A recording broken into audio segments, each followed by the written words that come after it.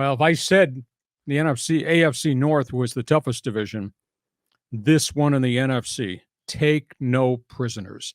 You got Philadelphia, Super Bowl team. Jalen Hurts just grew up on the job.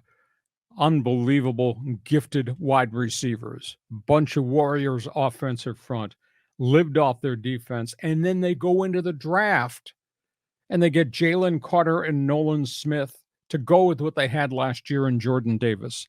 They've changed the running game. They're bringing in DeAndre Swift, who was a really good running back at Georgia, had spurts in Detroit, but he kept getting hurt. Anyhow, he comes to Philadelphia to be the guy. And to me, they are the guy in the NFC East. In Dallas, this is new. You got Dak Prescott, and in Dallas, you got Mike McCarthy now calling the plays.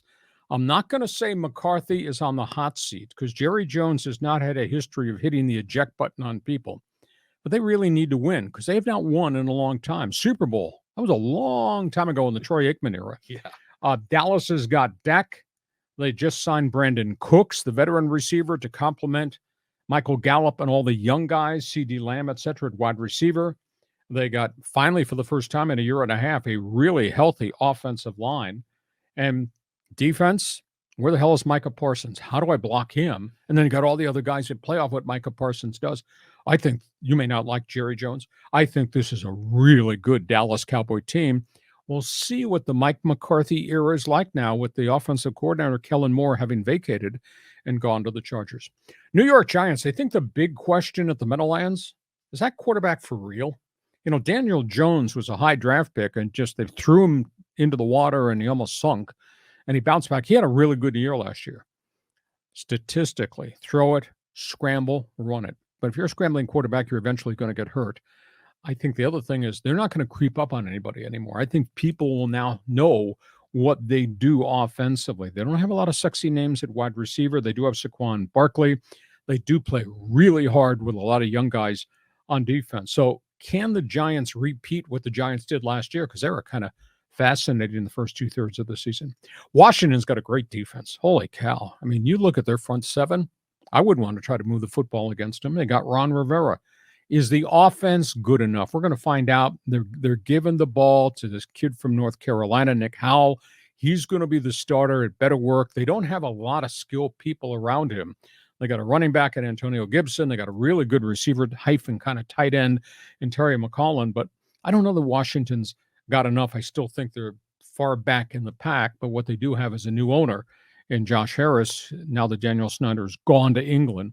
And I think there's a lot of enthusiasm about the team. So we'll see if this quarterback is really Sam Howell, whether he is the right guy. Eagles, Dallas, what do you think? Well, the Eagles for sure. I mean, they're going to be rolling.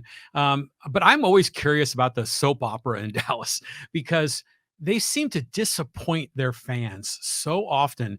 And a lot of anti-Cowboy fans love laughing at their collapses in the regular season or in the playoffs. I mean, what is not working in Dallas? They've done really well drafting players. Now, they've had 2 years in a row, they've had significant injuries. Their offensive line was a mess. I mean, they lost Tyron Smith, the left tackle. Then Tyler Smith, the kid they drafted out of Tulsa, he got dinged. They lost the right side of the offensive line. Their center was forced into retirement. That was last year. The year prior, all their receivers were hurt, and they got rid of Amari Cooper. So they just have not had the full deck of cards. I think one of the intangible things, and I do not have an answer, might be the only time in the world I don't have an answer for you, John. Ezekiel Elliott's gone. Yeah. And Tony Pollard is a fast guy, but can he hold up to the pounding that a heavy-duty back has to take? Or are they just going to chuck the ball all over the field and maybe not run it as much as they used to in the heyday of Zeke? So that storyline bears watching. Okay, we go from